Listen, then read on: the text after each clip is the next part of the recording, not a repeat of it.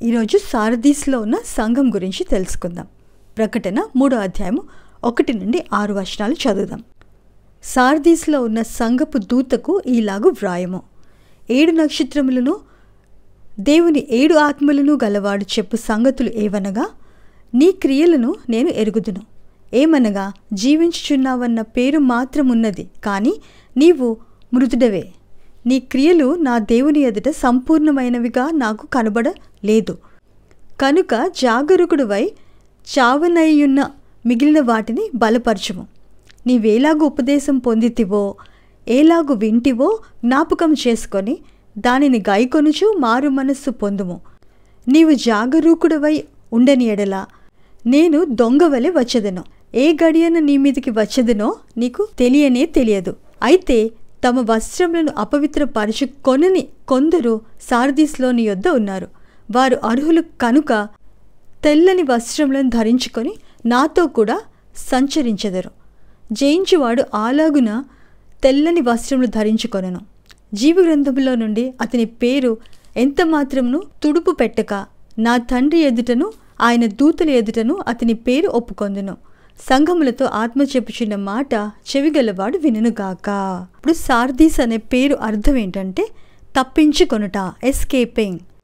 ఈ పేరు కలిగి ఉండడము యాదృచ్ఛికం. ఎందుకంటే ఆ సంఘము మిడిల్ ఏజెస్లోని చీకటి నుండి తప్పించుకుంటున్నందుకు, ఆ డార్క్ ఏజెస్, తూయితెర సంఘ కాలంలో ఉన్న ఆ చీకటి కాలం నుండి వీరు తప్పించుకున్నారు. అందుకనే ఆ పేరు కలిగి ఉంది. ఇప్పుడు సారదీస్ పట్టణం గురించి కొన్ని విషయాలు తెలుసుకుందాం. యోహాను గారు ప్రకటన గ్రంథం వ్రాయడానికి 600 సంవత్సరాల ముందు సారదీస్ నగరము గొప్ప చారిత్రాత్మకత కలిగి ఉంది. It's been one of the greatest cities of antiquity. Sardis Lydia రాజ్యపు రాజధాని. ఐశ్వర్యవంతులచే పరిపాలించబడింది. కానీ రోమియోల పరిపాలన కాలం నాటికి చాలా వరకు దాని ప్రఖ్యాతి వైభవము పోగొట్టుకుంది. దీని గురించి విలియం ఎం ర్యామ్సే అనే రచయిత చెప్పిన మాట ఏంటంటే, ఆ సమయంలో ఆసియాలోని ఏ నగరము సారదీస్ వంటి గత వైభవము మరియు ప్రస్తుత భ్రమణము మధ్య ఇంత విచారవంతమైన వ్యత్యాసాన్ని కలిగి లేదు. ఇతను చాలా వయసు, అతని యవ్వన నుండి కూడా చాలా వయసు ఆ పట్టణపు భౌగోళిక ప్రాంతాన్ని, ఎక్కడైతే 7 సంఘాలు ఉన్నాయో స్టడీ చేసినప్పుడు కనుగొన్న విషయాన్ని ఆ విధంగా చెప్పాడు. సో యోహాను కాలం నాటికి ఆ పట్టణం శిథిలమైపోతున్నట్లుగా ఆ ప్రక్రియలో ఉంది అని ఆయన చెప్తున్నారు. ఇప్పుడు వర్స్ బై వర్స్ స్టడీ చేద్దాం. ప్రకటన 3వ అధ్యాయం 1వ వచనం. సారదీస్లో ఉన్న సంఘపు దూతకు ఈలాగు వ్రాయము. 7 నక్షత్రములను దేవుని 7 ఆత్మలను కలవాడు చెప్పు సంగతులు ఏవనగా, నీ క్రియలను నేను ఎరుగుదును. ఏమనగా, జీవించుచున్నావన్న పేరు మాత్రమున్నది, కానీ నీవు మృతుడవే. ఇక్కడ యేసు ప్రభు 7 నక్షత్రాలు 7 ఆత్మలు కలవాడు అని చెప్తున్నారు. 7 నక్షత్రాలు అంటే 7 సంఘాల గురించి చెప్తున్నారు. 7 ఆత్మలు కలిగి ఉన్నారు అంటే ఇక్కడ 7 పరిశుద్ధాత్మలు కాదు, ఎందుకంటే పరిశుద్ధాత్ముడు ఒక్కడే. 7 అనే సంఖ్య సంపూర్ణత మరియు పూర్తిని సూచిస్తుంది. Number 7 represents totality and completion. సారదీస్లో సమస్య ఏంటంటే, క్రీస్తు శరీరమైన సంఘము దేవుని ఆత్మ కలిగి లేదు. శరీరములో దేవుని ఆత్మ ఉంటేనే జీవం ఉంటుంది. సో ఈ సంఘంలో పరిశుద్ధాత్మ లేమి. పెంతెకోస్తు అనుభవం వీరికి అవసరం. ఆధ్యాత్మిక పునరుద్ధానము అవసరమై ఉంది. రివైవల్ అండ్ రెఫర్మేషన్ వీరికి అవసరమై ఉంది. SDA Bible commentary volume 4 pages 1165 and 1166లో ఎలెన్ వైట్ గారు సారదీస్ సంఘం గురించి రాశారు. దాని సారాంశం: దేవుని శ్వాస అయిన పరిశుద్ధాత్మ లేకపోతే మనస్సాక్షి మందగిస్తుంది. అంటే మానసికంగా లేదా శారీరకంగా క్రియారహితంగా నీరసమై నిద్రకు వెళ్ళిపోవడం. అలాగే మంచి ఆధ్యాత్మిక జీవితం లేకపోవడం వలన చాలామంది వారి సంఘ చర్చ్ రికార్డ్స్లో వారి నామం ఉన్నప్పటికీ దేవుని గొర్రెపిల్ల గ్రంథంలో వారి నామాలు లిఖించి లేవు. వారు సంఘంలో చేరారే కానీ ప్రభుతో చేరలేదు. వారు నిర్దిష్టమైన విధులను నిర్వహించడంలో నిష్ణాతులుగా ఉండవచ్చు మరియు జీవించి ఉన్నవారిగా పరిగణింపబడవచ్చు, కానీ వారు మృతులతో సమానులు. సో మొదటి వచనంలో వీరు సంఘంగా ఉన్నారే కానీ క్రీస్తుని కలిగి లేరు. 7 నక్షత్రాలు కలవాడు అని చెప్పడానికి కారణం ఆ సంఘ సమస్యలకి నేను పరిష్కారం అని ఆయన చెబుతున్నారు. జీవించుచున్నానన్న పేరు మాత్రమే ఉన్నది, కానీ నీవు మృతుడవే అన్నారు. ఇక్కడ పేరు అర్థం ఏంటంటే ఖ్యాతి లేదా కీర్తి, ఇంగ్లీష్లో రెప్యుటేషన్. బ్రతికి ఉన్నట్లు కీర్తి కలిగి ఉంది, కానీ యథార్థంగా మరణ పడక మీద ఉంది. ఆదికాండం 11:4 ఆ మాట అక్కడ వ్రాయబడింది. బాబేలు గోపురం కట్టడానికి ఆ బబులోను పట్టణస్థులు కూడా కీర్తి ప్రఖ్యాతుల కోసం, పేరు కోసం కట్టుకుందాము అన్నారు.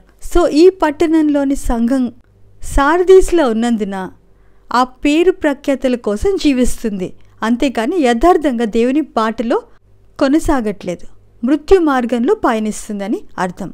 SDA Bible commentary volume 7 page 958లో ఎలెన్ వైట్ గారు చెప్పిన మాటలు, సంఘము మార్పు చెందాలని దేవుడు పిలుస్తున్నారు. వీరికి జీవం ఉన్నట్లు పేరు మాత్రమే, కానీ వీరి క్రియలు యేసు ప్రేమ కలిగి లేవు. ఎంతోమంది రక్షించబడ్డాము అని చెప్పుకుంటున్నారే, కానీ వారు తప్పిపోయినవారు. వారు గొప్ప పేరు సంపాదించాలని శ్రమపడుతున్నారే, కానీ తమ ఆత్మని వారు కోల్పోతున్నారు.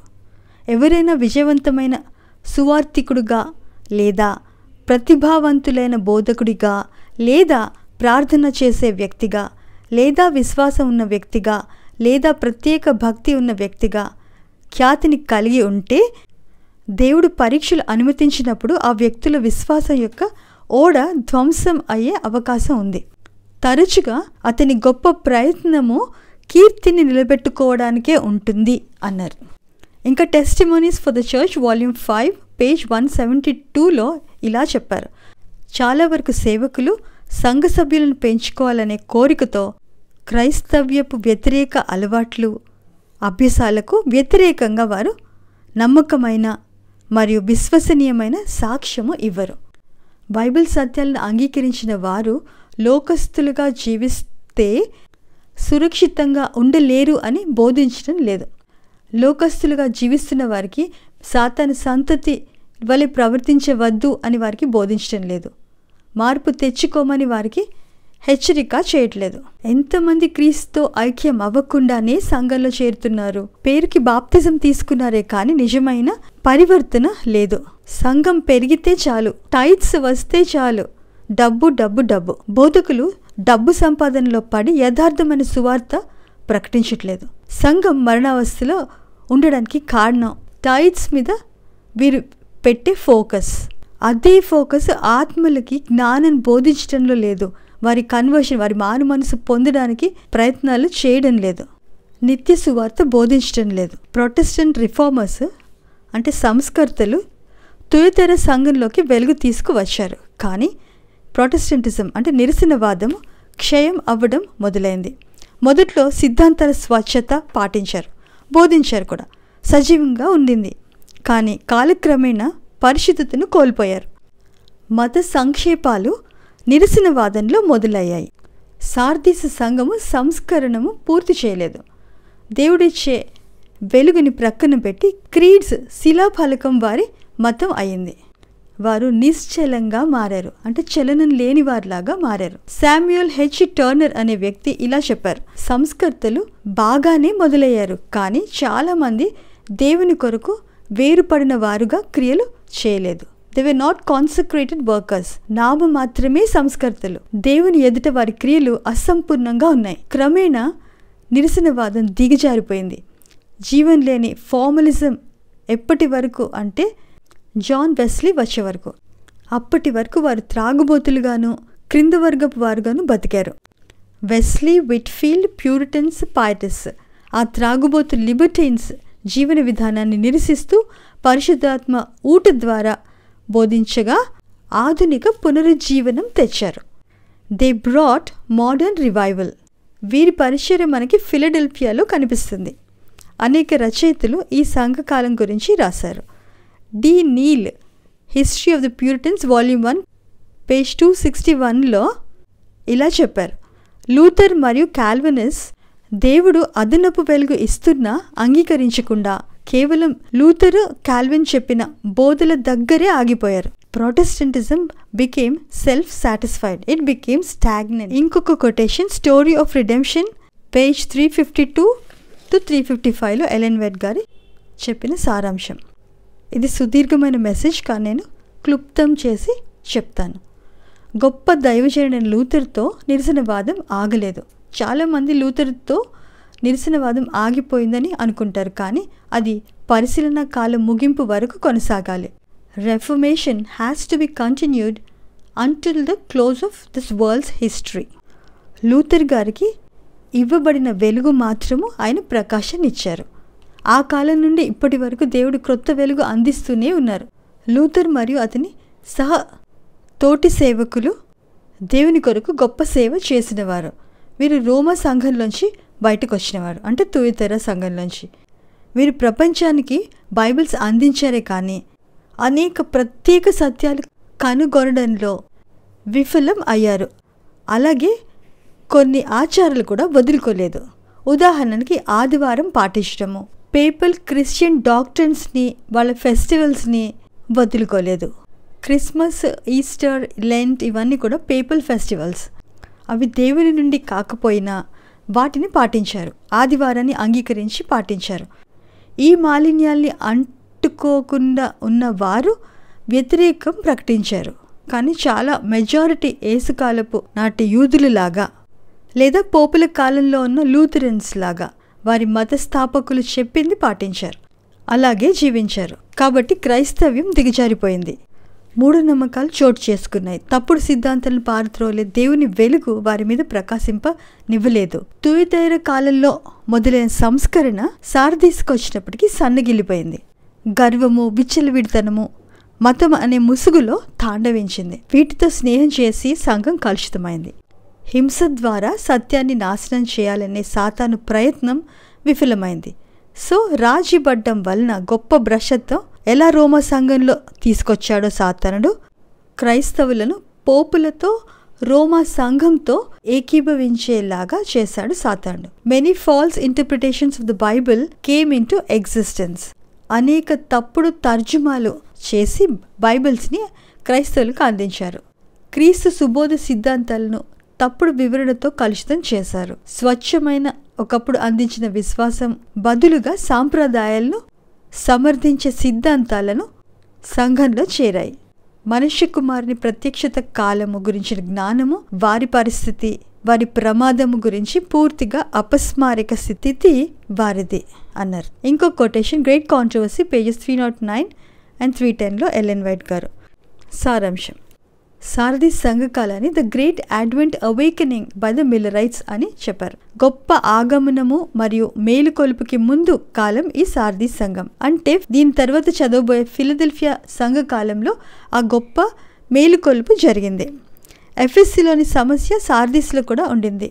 ఎఫెసు సంఘము ఆశనీయమైన సంఘము, కానీ చివరి కాలంలో మొదటి సెంచురీ ఆఖరిలో మొదటి ప్రేమ కోల్పోయింది. అలాగే సంస్కర్తలు తెచ్చిన ఉజ్జీవాన్ని సార్దీస్ సంఘము చివరిలో పోగొట్టుకుంది. మరణ మంచము పట్టింది. కాబట్టి యేసు ప్రభు ఏం చెప్తున్నారు? ప్రకటన 3:2 చదువుదాం. నీ క్రియలు నా దేవుని ఎదుట సంపూర్ణమైనవిగా నాకు కనబడలేదు కనుక జాగరూకుడవై చావనయున్న మిగిలిన వాటిని బలపరచుము. వారి సమస్య ఏంటి?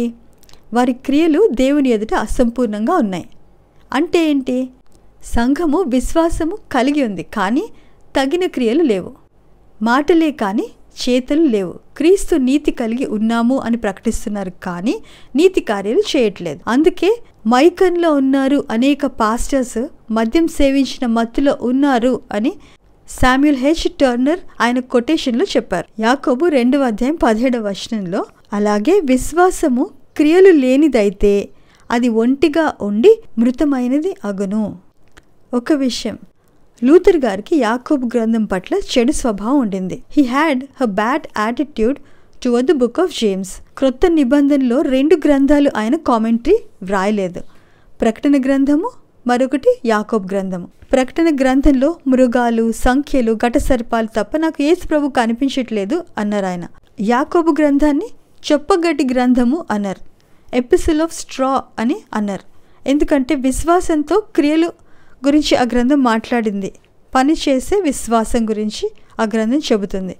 అయితే విశ్వాసం వల్ల మనిషి నీతిమంతుడవుతాడు, కేవలం విశ్వాసం ఉంటే చాలు అని లూథరన్స్ విశ్వసించారు. సో సార్దీసు సంఘంలో విశ్వాసపు క్రియలు లేవు. వారి సందేశానికి మేధోపరమైన అంగీకారాన్ని ఇస్తున్నారు, కానీ మోక్షానికి సంబంధించిన విశ్వాస కార్యాలను విశ్వసించలేదు. యాకోబు 2:26 చూస్తే, ప్రాణము లేని శరీరము ఎలాగూ మృతమో అలాగే క్రియలు లేని విశ్వాసమును మృతము.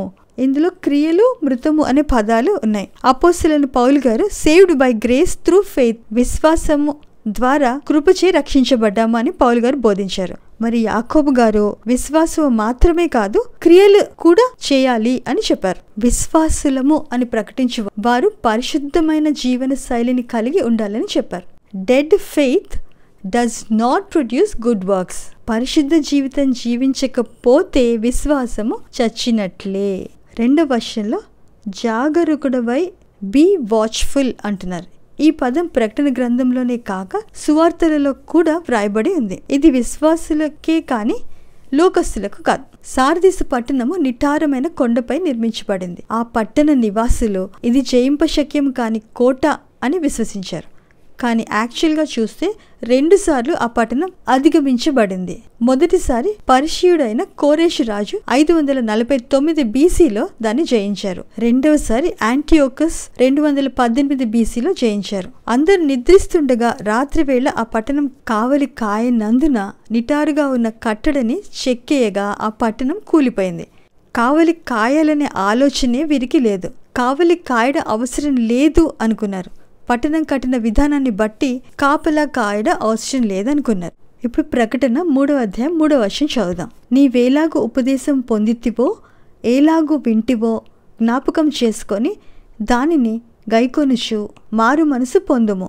నీవు జాగరూకుడివై ఉండని ఎడల నేను దొంగవలే వచ్చేదను, ఏ గడియను నీ మీదికి వచ్చేదనో నీకు తెలియదు అంటున్నారు. ఇక్కడ 2 పదాలు చూస్తున్నాం. జాగరూకుడివై. మార్కు సువార్త 13:33-37 చదువుదాం. జాగ్రత్త పడుడి, మెలకువగా నుండి ప్రార్థన చేయుడి. ఆ కాలం ఎప్పుడు వచ్చినో మీకు తెలియదు. ఒక మనుష్యుడు తన దాసులకు అధికారం ఇచ్చి ప్రతి వానికి వాని పని నియమించి మెలకువగా నుండమని ద్వారపాలకునికి ఆజ్ఞాపించి ఇల్లు విడిచి దేశాంతరము పోయినట్లే ఆ కాలము ఉండును. ఇంటి యజమానుడు ప్రొద్దుగుంకి వచ్చినో, అర్ధరాత్రి వచ్చినో, కోడి కోయినప్పుడు వచ్చినో, తెల్లవారినప్పుడు వచ్చినో, ఎప్పుడు వచ్చినో మీకు తెలియదు.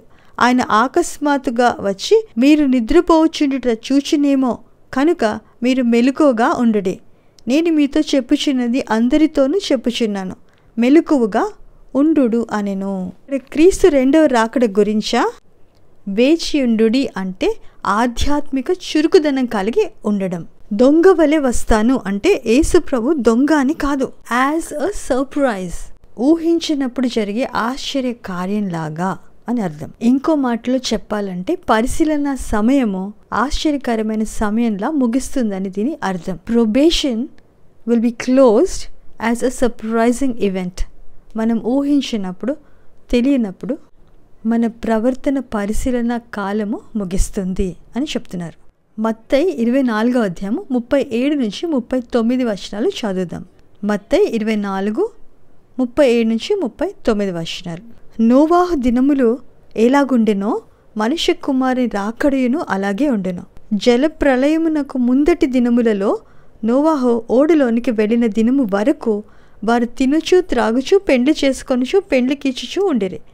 జల ప్రళయం వచ్చి అందరినీ కొట్టుకొని పోవు వరకు ఎరుగకపోయిరి. అలాగునని మనుష్య కుమారుని రాకడా ఉండును. మీకు ప్రశ్న, నోవా కాలంలోని ప్రజలు ఎప్పుడు నశించిపోయారు? పడవ తలుపు మూసాక, మూయక ముందా? తలుపు మూసినప్పుడు. తలుపు మూసాక కొంత సమయం గడిచిందా? గడిచింది. పడవ బయట ఉన్న ప్రజలు తాము తప్పిపోయారని ఎరిగి ఉన్నారా?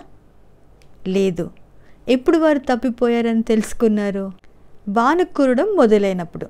అచ్చ అలాగే నా రాకడ కూడా అని యేసుప్రభు చెప్తున్నారు. కరుణ ద్వారం మూసివేసినప్పుడు దైవ ప్రజలకి శ్రమకాలం. ప్రపంచ చరిత్రలో కని విని ఎరగని మహాశ్రమకాలం అది. నోవా మహాశ్రమకాలం అనుభవించాడా?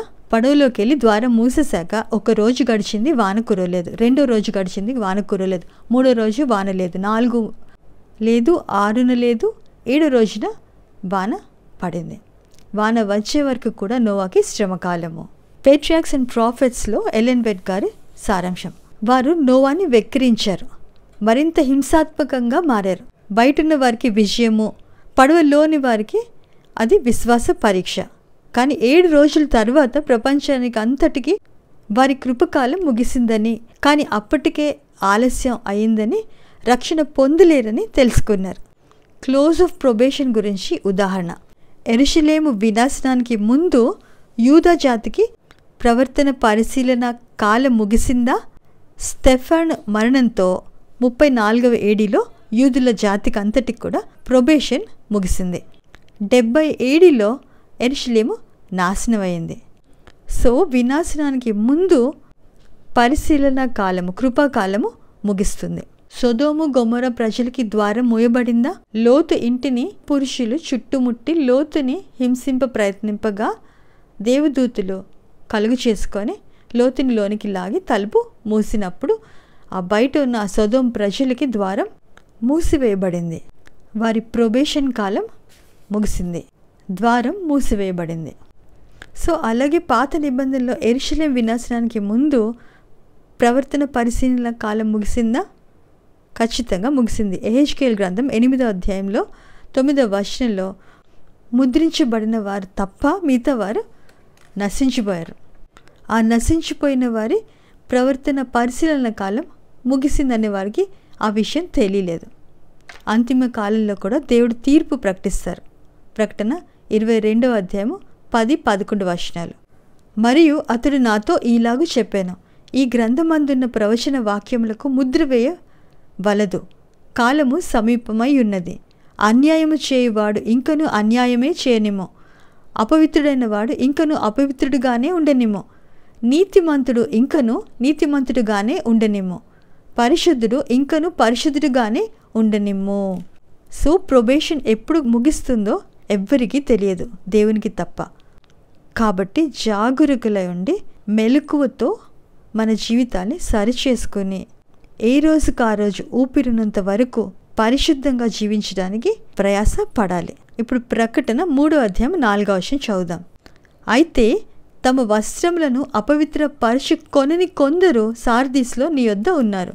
వారు అర్హులు కనుక తెల్లని వస్త్రములు ధరించుకొని నాతో కూడా సంచరించెదరు. ఎవరు వారు? జాన్ వెస్లీ, విట్ఫీల్డ్ లాంటి శేషించిన జనులు. క్రైస్ట్ ఆబ్జెక్ట్ లెసన్స్ పేజ్ 311, 312, 311 మరియు 312 పేజీల్లో ఎలెన్ వైట్ గారు చెప్పినది సారాంశం. తన పరిపూర్ణమైన విధేయత ద్వారా ప్రతి మానవునికి కూడా దేవుని ఆజ్ఞలకు విధేయతగా పాటించే వీలు కల్పించారు. క్రీస్తుకి లోబడినప్పుడు ఆయన మనసుతో మన మనసు కలుస్తుంది, ఆయన చిత్తంతో మన చిత్తం కలుస్తుంది, మన ఆలోచన క్రీస్తు విధేయతలోకి వస్తుంది. అప్పుడు మనము ఆయన జీవితాన్ని జీవిస్తాము. అదే ఆయన నీతి వస్త్రం ధరించుకున్నట్లు. ఇప్పుడు ప్రకటన 3వ అధ్యాయము 5వ వచనం చదువుదాం. జయించువాడు అలాగున తెల్లని వస్త్రములు ధరించుకొనెను, జీవగ్రంథంలో నుండి అతని పేరు ఎంత మాత్రమును తుడుపు పెట్టక నా తండ్రి ఎదుటను ఆయన దూతుల ఎదుటను అతని పేరు ఒప్పుకొందును. 6వ వచనం. సంగములతో ఆత్మ చెప్పుచున్న మాట చెవిగలవాడు వినుగాక. 4వ వచనంలో 5వ వచనంలో తెల్లని వస్త్రములు కనిపిస్తున్నాయి. ఈ తెల్లని వస్త్రములు భవిష్యత్తులో మనకి ఇవ్వబడతాయి. ఏదెను తోటలో ఉన్నప్పుడు ఆదాం అవ్వలు ధరించుకున్నట్లు ఆ వస్త్రాలు మనకు భవిష్యత్తులో విశ్వాసంగా పరిశుద్ధంగా జీవిస్తే పొందుకుంటాం. జీవగ్రంథంలో నుండి అతని పేరు తుడుపు పెట్టక అన్నారు. In heavenly places page 360 Ellen White గారు రాశారు. సారాంశం. దేవుని కుమారులుగా మారినప్పుడు మన పేరు గొర్రెపిల్ల జీవగ్రంథంలో లిఖించబడుతుంది. ఇన్వెస్టిగేటివ్ జడ్జ్మెంట్ వరకు అక్కడ ఉంటాయి, పరిశీలన తీర్పు వరకు అక్కడ ఉంటాయి. ఆ తర్వాత ప్రతి వ్యక్తి పేరు ఆ తీర్పులో పిలువబడినప్పుడు ఆ వ్యక్తి రికార్డ్ పరిశీలన జరుగుతుంది. ఆ రోజున ఆ వ్యక్తి పూర్తిగా పశ్చాత్తాపం పడని దుష్టక్రియలు ఉంటే జీవగ్రంథం నుండి ఆ వ్యక్తుల పేర్లు తొలగించబడతాయి. మన పాపాలు మనకు వ్యతిరేకంగా నిలుస్తాయి. కనుక పరిశీలన కాలము ముగించక మునుపే పరలోకానికి వెళ్ళాలని ఆశపడే ప్రతి వ్యక్తి తన జీవితాన్ని సరిచేసుకోవాలి. ప్రతి పాపాన్ని, దుష్ట పనులన్నింటినీ కూడా ప్రభు సన్నిధిలో ఒప్పుకొని వాటికి పశ్చాత్తాపడి ఆ పాపాన్ని అసహించుకొని వాటిని విడిచిపెట్టేయాలి. అప్పుడు మన రికార్డ్ బుక్స్లోంచి ఆ పాపాలు తుడిచివేయబడతాయి. జీవగ్రంథంలో మన నామం నిలిచి ఉంటుంది. విశ్వాసపు క్రియలు లేకపోతే మన పేర్లు తొలగించబడతాయి. హీబ్రూ 11వ అధ్యాయంలో ఏం చెబుతుంది? విశ్వాసం వల్ల హేబేలు అర్పణ తెచ్చాడు. విశ్వాసం వల్ల నోవాహు పడవ నిర్మించాడు. విశ్వాసం వల్ల అబ్రహాము తన దేశాన్ని విడిచిపెట్టి ప్రభు చూపించిన దేశానికి బయలు వెళ్ళాడు. విశ్వాసం వల్ల మోషే ఫరో కుమార్తె కొడుకుగా పిలిపించుకోవడానికి తిరస్కరించాడు. సో విశ్వాసము చాలా సీరియస్ మ్యాటర్, చాలా అవసరం అన్నమాట. విశ్వాసపు క్రియలు నిలిచి ఉంటాయి. నెక్స్ట్, తెల్లని వస్త్రాలు. తెల్లని వస్త్రం అంటే ఏంటి? ఆదాము అవ్వలు ఏదెన్ తోటలో ఏ వస్త్రాలు ధరించారు? అచ్చమైన వెలుగు వస్త్రాలు, తెల్లని వెలుగు వస్త్రాలు. అవి ఆధ్యాత్మిక నీతి వస్త్రాల గురించి ప్రస్తావన కాదు. పాపము ఎరుగని జంట కృత్రిమ వస్త్రాలు ధరించలేదు. దేవదూతలు కలిగిన అచ్చమైన వెలుగు మహిమ వస్త్రాలు ధరించుకున్నారు. దేవుని ఆజ్ఞలకు విధేయతగా ఉన్నంత వరకు ఆ వస్త్రాలు వారు ధరించుకొని ఉన్నారు. ప్రశ్న: దేవుని ప్రజలు అదే పరిస్థితికి తిరిగి చేరుతారా? ఖచ్చితంగా. భవిష్యత్తులో దేవునికి విధేయతలుగా ఉన్నంత వరకు ఆ వెలుగు వస్త్రం వారు కలిగి ఉన్నారు. ప్రకటన 7వ అధ్యాయం 9వ వచనంలో ఎప్పుడు అనేది వ్రాయబడింది. అటు తరువాత నేను చూడగా, ఇదిగో ప్రతి జనములలో నుండి, ప్రతి వంశములలో నుండి, ప్రజలలో నుండి, ఆయా భాషలు మాట్లాడు వారిలో నుండి వచ్చి ఎవడునూ లెక్కింపజాలని ఒక గొప్ప సమూహము కనబడెను. వారు తెల్లని వస్త్రము ధరించుకున్న వారే ఖర్జూరపు మట్టలు చేత పట్టుకొని సింహాసనము ఎదుటను గొర్రెపిల్ల ఎదుటను నిలువబడి. ఇది ఏ సంఘటన? పరలోకంలో గుడారాల పండుగ రోజున పరిశుద్ధులు క్రీస్తు ఇచ్చిన తెల్ల వస్త్రములు ధరించుకొని ఆయనతో 1000 ఏళ్ళు సంచరిస్తారు. ఇప్పుడు ప్రకటన 3వ అధ్యాయం 5వ వచనంలో జీవగ్రంథము అని వ్రాయబడింది. దానియేలు 12వ అధ్యాయం 1వ వచనంలో చూస్తే జీవగ్రంథమందు దాఖలైన వారు తప్పించుకొందురు అని వ్రాయబడింది. చదువుదాం. దానియేలు 12వ అధ్యాయం 1వ వచనం. ఆ కాలమందు నీ జనుల పక్షమున నిలిచినట్టి మహా అధిపతియగు మిఖాయేలు వచ్చును. మిఖాయేలు అంటే యేసుప్రభు. అప్పుడు నీ జనులు రాజ్యముగా కూడిన కాలం మొదలుకొని ఈ కాలం వరకు ఎన్నటికి కలుగునంత ఆపద కలుగును. మహాశ్రమ కాలము అది. అయితే నీ జనులలో గ్రంథమునందు దాఖలైన వారెవరో వారు తప్పించుకొందురు. ఎవరది? జాగరూకతతో వేచియున్న వారు, యథార్థమైన పశ్చాత్తాపము పడి క్రియల ద్వారా జీవించిన వారు. సో సార్దీసు సంఘములో గ్రంథం గురించి ఉందా? ప్రస్తావన కనిపిస్తుంది. సో ఇది సార్దీసులో ఉన్న సంఘం గురించిన సందేశము. నెక్స్ట్ లెసన్ 5వ సంఘమైన ఫిలదెల్ఫియా గురించి తెలుసుకుంటాకి మరలా కలుసుకుందాం.